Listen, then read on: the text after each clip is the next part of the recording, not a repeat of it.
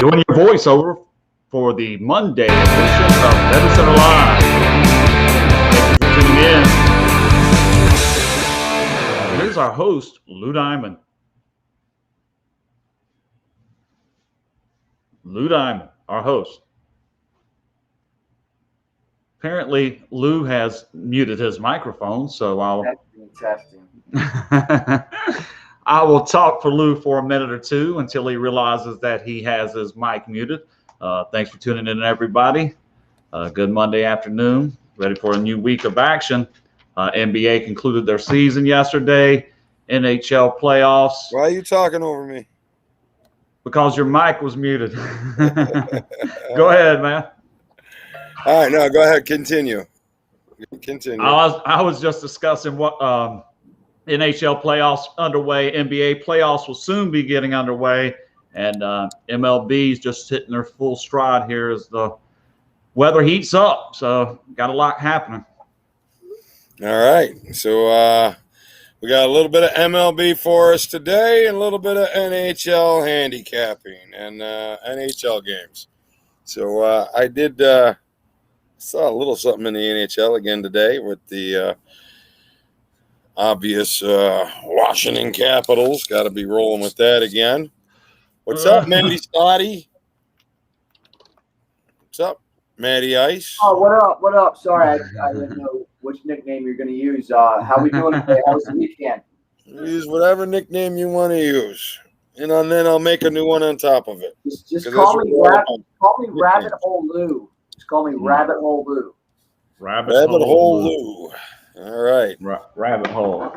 Listen, once you go in, there's no You ain't coming out, guys. No coming out. That's like the 300-pound hookers. Those better be free, Tony. Once you get in there, I don't know what they cost. I just, could be the $5 variety. He just knows how much they weigh, and he knows you ain't getting out. There is no return trip, dude. Are you familiar with fly paper? You don't get that shit off, dude. Yeah. All right, so not a huge schedule here today, but obviously in the NHL, I am rolling with some Washington Capitals today. Yeah, we're going to be head-to-head on that one because I'm trying Boston, so one of us will be right. You're going to try Boston, are you? I'm going to try the Boston Bruins after the overtime loss in Game 1. Hey, how's it going, Gerard? Hey, Gerard, how are you today? What's up, Gerard? Gerard in the house. So we're going head-to-head with the NHL, that one game in particular, I guess. And actually, that is my best bet, which have split the first 2 days. I actually lost yesterday, another one of the overtime games. Been a lot of overtime games to start the playoffs. Not surprisingly, but who was it yesterday, guys? The first game of the day yesterday. That was, Pittsburgh. Yeah, I had Pittsburgh. They lost. Yeah. Islanders were a dog, and the over was like plus 135. I haven't really seen that in a hockey game where they put the over at plus 135, but it cashed easily in that Pittsburgh Islanders game. Second game. What a half a puck in hockey is between 35 and 45 cents. Yeah, I just before the game, you don't normally see a plus 135, 5.5 like that, but they just didn't want to move that shit to 6, dude, I guess. Yeah. Greg's coming in with the Penguins, but when's that? Tomorrow? Penguins. He may have been correcting me on which game I was looking for. Penguins are tomorrow. Yeah, Penguins play tomorrow if they play. Yeah, tomorrow, little revenge game. Yeah. So. And how about the other game that went into overtime? Nobody's scoring. Yeah, Vegas? And Minnesota Wild. Yeah. Well, Minnesota's done well against Vegas, so Vegas got their work cut out for them in round 1. Let's put it that way. Got to crack, at some point it gets to be mental. You just got to crack the goaltender at some point, especially in some of these games where the guys are just making all the saves. I don't give a damn. I always say my time watching playoff hockey, it comes down to great goalkeepers will keep a shitty team in a series. It'd be nice to have a great team and a great goaltender, but sometimes you just have to settle for some good goalkeeping. And that'll keep, like I said, that keep mediocre teams floating through round series. Upset City on the Wild. Yeah, I wasn't like shocked. Like NHL playoffs to me, you know, in all the sports, you got baseball, basketball, football, where home court seems to be, you know, really important. To me in the NHL playoffs, that's like home ice isn't devastatingly important, dude. It just doesn't seem to be that huge a deal. But, you know, that might just be my observation, but the way I look at it, it's more situation than it is location in the NHL. Yeah, I got to go with Boston Bruins just to break the tie here. I'm going with the Bruins tonight, fellas. And then I'm doing a parlay. It's a mixed sport parlay. I'm throwing the Avalanche in there. I know that's a high number, but I got them with the Yankees. So Avalanche with the Yankees? Yeah, Avalanche with the Yankees. You're still laying juice on that parlay, which I don't like doing, but it's about minus. That's a Lou Diamond special right there, man. You and Lou probably had the same brain waves on that one. Well, no, I got no parlays going tonight. And I know that I can't see laying big wood with the Yankees at any. Pretty sure the Red Rocket likes the other side of Colorado, but I'm not trying to give away his information. But I mean, I was about to spit them out. Yeah, also my action plays in the NHL playoffs, so I try not to shy away and just give my opinion on damn near every game. Not every single game, but most of them. I like the Hurricanes on the puck line, which it was about plus 160. And I'm going to try the Blues, man. Elton John, guess that's why they call it the Blues, plus 262. Game one, I'm just going to take a stab, see how that plays out. Maybe set up for a good game two, play back the other way. If it works out, we'll see. Might be a little shot for a dog there. Yeah. If the Yankees can get a big lead for me, I do have a potential to hedge. I can even take Blues plus 1.5 and set up a middle. So, I mean, there's kind of some solace in that if the Yankees can get up. I do like the pitcher for the Yankees, Cole, to go over in his strikeouts. That's a prop bet. I like the over in the strikeouts. What is it? Do you know? I think it's the problem is the juice. The juice is high on that. It's minus 150, and the actual number, to double check, I think I saw it at 7.5. But let's just take a quick peek while we're discussing you might have that. A different number than my guys, but I do know the juice is high on that. I'm not normally a juice guy, but Garrett Cole. Let's go. Let's just take a quick peek at his starts. So going from his last start backwards, 5-12. So he's had 12 strikeouts, 4 strikeouts, 12, 11, 10, 8, 13, 8. So 2 starts back, 5-6 against Houston at home in a 7-4 Yankees loss. He went 7 innings, but only had 4 strikeouts. And every other start of his, he's had 8 starts. Excuse me, 7 starts. He's had 8 strikeouts or more in every start except for 1. Yeah. So what is the number? What is the total? So did you say 7.5? I had it 7.5, but I mean it may be at 8.5 in some books. I mean, I'm not entirely sure. If Greg or anybody can look for us, I'm trying. The Yankees is 7.5 and 8. Well, we're talking about the strikeout number for Cole. I'm trying to find it on Garrett Cole player props. I saw it on cover. I'm looking. I'm about to pull it up. Give me just a second. I need keep yapping. I guess they could. Maybe some places have 9.5, but I can't see it over 9.5. Let's take a look here. Who we want? Garrett Cole. I got the page up. Let's see if I can find it. Over under 10.5. Under minus 160. I heard from a source. 7.5 would be a bargain. I'm just saying this site here, it could be completely different somewhere else. They wanted to put the 9.5, but I guess 10 is a more valid number for strikeouts. All right. I still like it, but that's tough sledding. This is what I got. I got under 10.5 is minus 160. Over 10.5 is plus 120. So if you think it can go 11 or higher. You get 9.5 at minus 150 for the over. That's what I saw. I did see it all. Okay, so there you go. Good luck with that one. I'm not a huge prop player, man. I just never have been. I don't know why. I mean, there's times I could probably pick some good ones out of there. It's just, I don't know. There's so much in-game strategy that can happen from game to game. I will say some of this, the strikeouts probably are more predictable if you're comfortable that your starter's going to get his work in. You know, if he throws 6, 7 innings every time and you're counting on that for your 8, 9, 10 strikeouts, it would be good if the guy's consistent. I'm trying to think of some pitchers off the top of my head that are probably big strikeout pitchers, but they're prone to getting blasted off the mound before like the 3rd or 4th inning. So you really don't get a chance to pile up many outs. I don't have one coming off the top of my head. Are we in the MLB now? So what'd you have, Lou? You like the Capitals and hockey, right? That was it? That's it. The only thing I got in MLB, I just got to ride with the White Sox. Yeah, so we actually agree on that one. Yeah, so I'm a White Sox. Kushel, I got it -105 around even number now. I don't have much.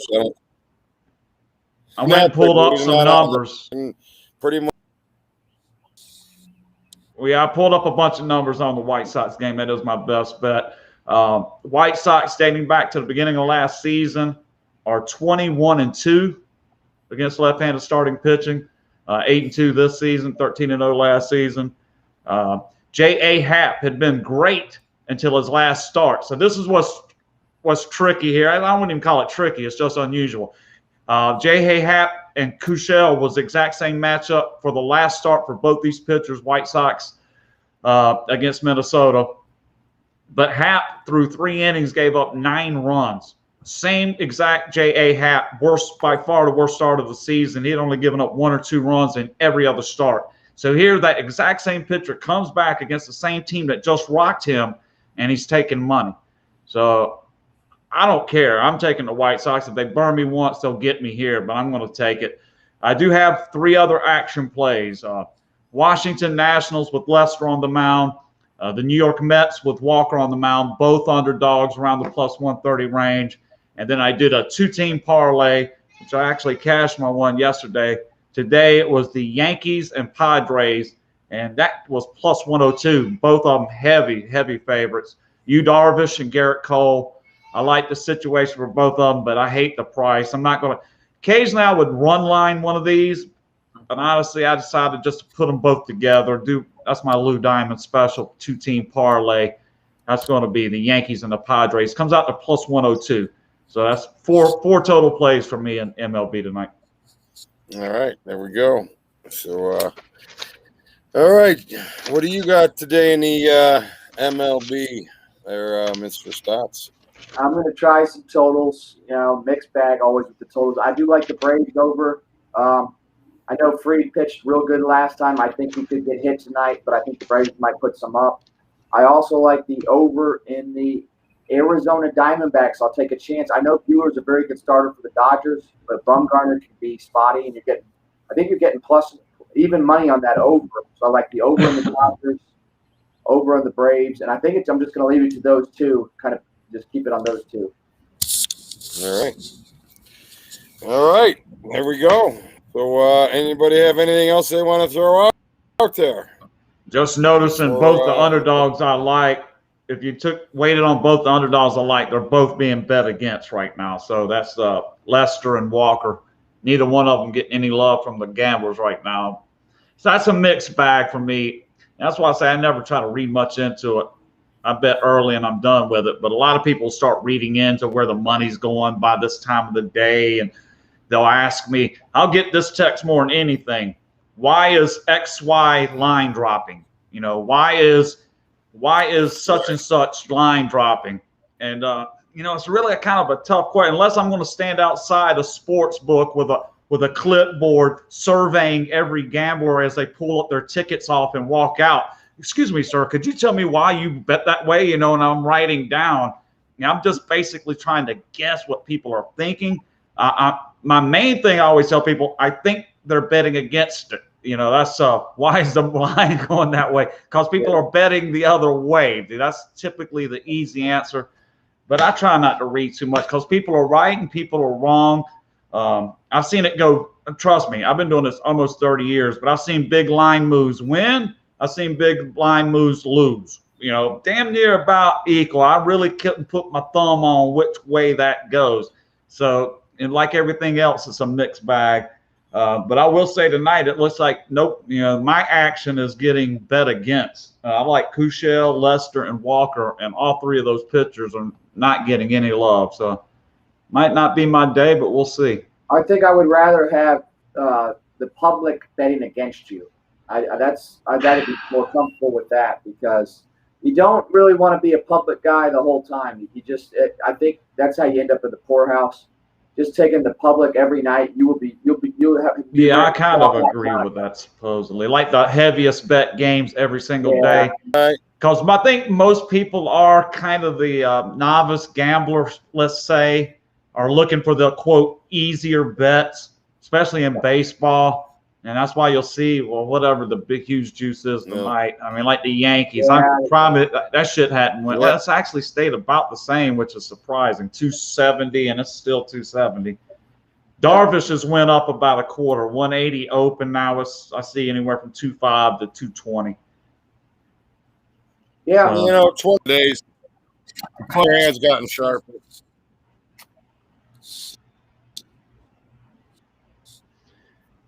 I don't know, man. Like I say, it depends on who's doing what and what they know, I guess, man. But it's like everything else. I would literally need to be taking surveys. Question number one. Right, why did you bet on the Yankees tonight? I don't know. Do you got anything? Really look at the I'm out. I don't really have anything to say in the NBA at this moment. Go over it real quick. I could go over the series prices. Well, if you don't know, wait till tomorrow. Yeah, we can talk about. I mean, you got 2 games tomorrow. You got the play-in game. Yeah, you got the 2 play-in games in the Eastern Conference tomorrow, and then the 2 play-in games in the Western Conference on Wednesday. So Charlotte and Indiana on Tuesday. Right now, Indiana's a 3-point favorite at home against the Charlotte Hornets.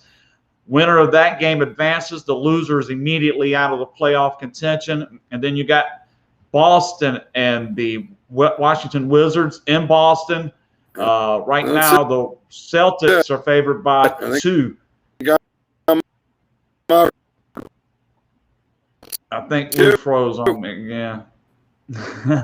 And I think the Wizards have had the momentum coming into this. The winner of that game advances through. So, yeah, the Boston-Washington winner gets to go through to the main bracket. The loser's not eliminated. They would play the winner of the Charlotte-Indiana game. Interesting matchup. I think the early indication would probably be like the Wizards, just because they've been playing well, and the Celtics. I got the series prices. There's only 3 up right now. We got the Heat against the Bucks. The Bucks are a heavy favorite to win that series at minus 320. Mavericks, Clippers are minus 500 to win that. So I'm tempted to take Dallas Mavericks, guys, with the ability to hedge. Then the last one they have up is the Nuggets minus 125 over the Trailblazers. What can you get for the Mavericks? I know you said minus 500. What's the other side? Plus 350 the other way. Yeah, but I mean that's not bad. 1 out of 3 plus some. I mean, you're looking at 28%. They got a great player, and that's what you like, but they don't play any fucking defense, dude. That's a brutal ask for them to stop Kawhi or Paul George in late games 4 times. Those are best of 5, right? How are they doing it this year? Are those best? I think it doesn't say it on the bookie site, but I'm pretty sure you're right. I think it's best of 5 to start out.